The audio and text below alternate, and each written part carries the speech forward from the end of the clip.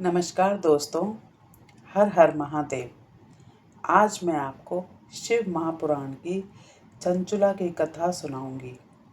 कहते हैं जिसने एक बार भी यह कथा सुनी उसको अंत में मोक्ष जरूर मिलता है। तो कथा अंत तक जरूर सुने। वाशकल नामक ग्राम में किसी समय एक बिंदुक नामधारी ब्राह्मण रहता था। वह बड़ा अधम था, दुरात्मा और महापापी था। यद्यपि उसकी स्त्री बड़ी सुंदर थी, तो भी वह कुमार्ग पर ही चलता था। उसकी पत्नी का नाम चंचुला था। वह सदा उत्तम धर्म के पालन में लगी रहती थी, तो भी उसे छोड़कर वह दुष्ट ब्राह्मण वैश्यागामी हो गया था। इस तरह कुकर्म में लगे हुए उस बिंदुक के बहुत वर्ष व्यतीत हो गए। उसकी स्त्री चंचुला काम से पीड़ित होने पर भी स्वधर्मनाश के भय से कलेश सहकर भी दीर्घ काल तक धर्म से भ्रष्ट नहीं हुई, परंतु दुराचारी पति के आचरण से प्रभावित हो आगे चलकर वह स्त्री भी दुराचारणी हो गई। इस तरह दुराचार में डूबे हुए उन मूढ़ चित्त वाले पति पत्नी का बहुत सा समय व्यतीत हो गया। तदंतर शूद्र जातीय वैश्य का पति बना हुआ वह दूषित बुद्धि वाला दुष्ट ब्राह्मण बिंदुक समय अनुसार मृत्यु को प्राप्त हो नरक में जा पड़ा। बहुत दिनों तक नरक के दुख भोगकर वह मूढ़ बुद्धि पापी विंध्य पर्वत पर भयंकर पिशाच हुआ। इधर उस दुराचारी पति बिंदुक के मर जाने पर वह मूढ़ हृदय चंचुला बहुत समय तक पुत्रों के साथ अपने घर में ही रही। एक दिन देव योग से किसी पुण्य पर्व के आने पर वह स्त्री भाई बंधुओं के साथ गोकर्ण क्षेत्र में गई। तीर्थ यात्रियों के संग से उसने भी उस समय जाकर किसी तीर्थ के जल में स्नान किया। फिर वह साधारणतः बंधुजनों के साथ इधर उधर घूमने लगी। घूमती घामती किसी देव मंदिर में गई और वहां उसने एक देवज्ञ ब्राह्मण के मुख से भगवान शिव की परम पवित्र एवं मंगलकारिणी उत्तम पौराणिक कथा सुनी। कथावाचक ब्राह्मण कह रहे थे कि जो स्त्रियां पर पुरुष के साथ व्यभिचार करती हैं, वे मरने के बाद जब यमलोक में जाती हैं, तब यमराज के दूत उनकी योनि में तपे हुए लोहे का परीख डालते हैं। पौराणिक ब्राह्मण के मुख से यह वैराग्य बढ़ाने वाली कथा सुनकर चंचुला भय से व्याकुल हो वहां कांपने लगी। जब कथा समाप्त हुई और सुनने वाले सब लोग वहां से बाहर चले गए, तब वह भयभीत नारी एकांत में शिव पुराण की कथा बांचने वाले उन ब्राह्मण देवता से बोली।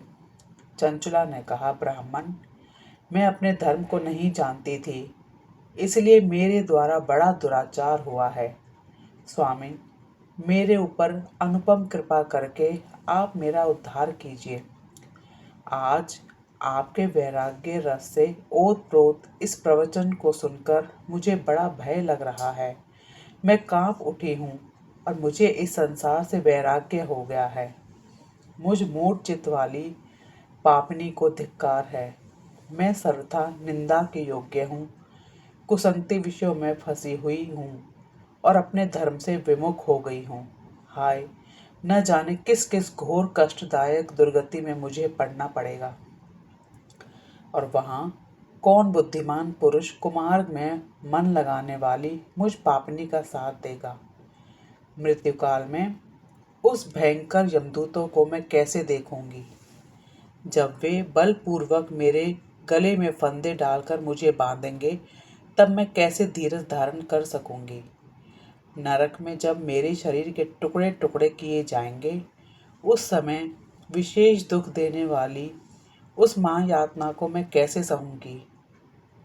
हाय, मैं मारी गई, मैं जल गई, मेरा हृदय विदीर्ण हो गया और मैं सब प्रकार से नष्ट हो गई हूँ, क्योंकि मैं हर तरह से पाप में डूबी रही हूँ। हे ब्राह्मण, आप ही मेरे गुरु, आप ही मेरी माता और आप ही मेरे पिता हैं। आपकी शरण में आई हुई मुझ दीन अबला का आप उद्धार कीजिए। सूत जी कहते हैं, शौनक, इस प्रकार खेद और वैराग्य से युक्त हुई चंचुला ब्राह्मण देवता के दोनों चरणों में गिर पड़ी। तब उन बुद्धिमान ब्राह्मण ने कृपा पूर्वक उसे उठाया और इस प्रकार कहा। ब्राह्मण बोले, नारी, सौभाग्य की बात है कि भगवान शंकर की कृपा से शिव पुराण की इस वैराग्य युक्त कथा को सुनकर तुम्हें समय पर चेत हो गया है। ब्राह्मण पत्नी, तुम डरो मत, भगवान शिव की शरण में जाओ। शिव की कृपा से सारा पाप तत्काल नष्ट हो जाएगा। इस शिव पुराण की कथा सुनने से जैसी चित्त शुद्धि होती है, वैसी दूसरे उपायों से नहीं होती।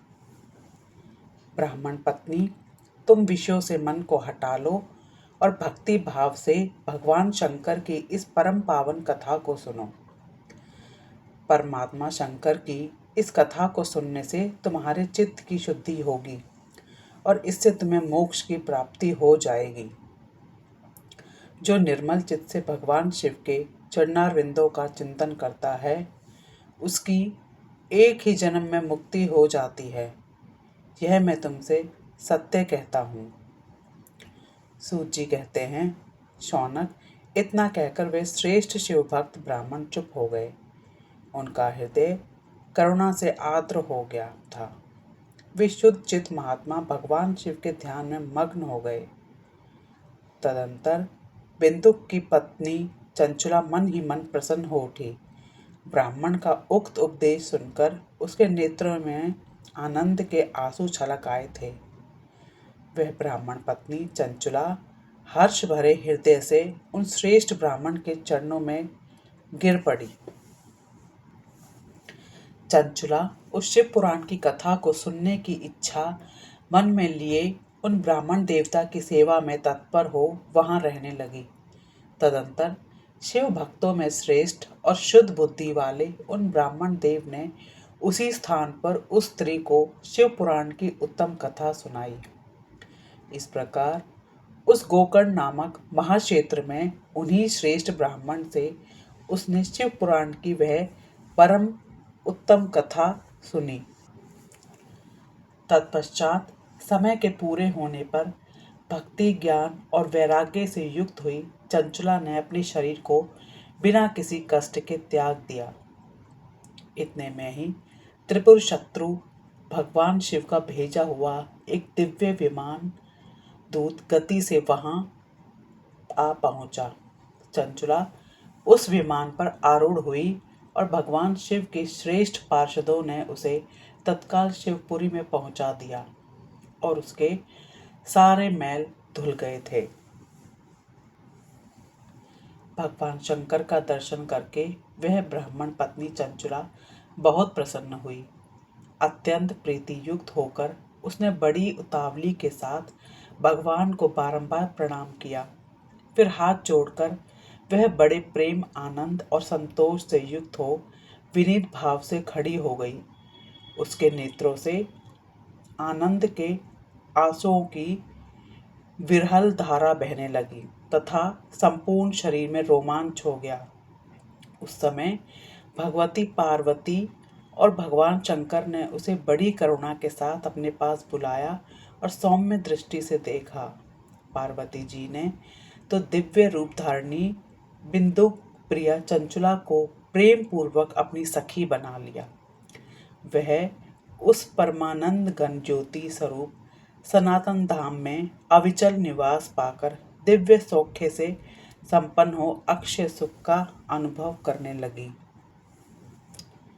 सूत जी बोले, शौनक, एक दिन परमानंद में निमग्न हुई चंचला ने उमा देवी के पास जाकर प्रणाम किया और दोनों हाथ जोड़कर वह स्तुति करने लगी। पार्वती बोली, सखी चंचले, सुंदरी, मैं तुम्हारी की हुई इस स्तुति से बहुत प्रसन्न हूँ। बोलो, क्या वर मांगती हो? तुम्हारे लिए मुझे कुछ भी अदेय नहीं है।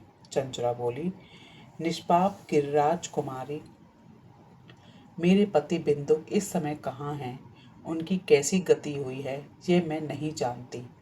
कल्याणमयी दीन वत्सले, मैं अपने उन पतिदेव से जिस प्रकार संयुक्त हो सकूं, वैसा ही उपाय कीजिए।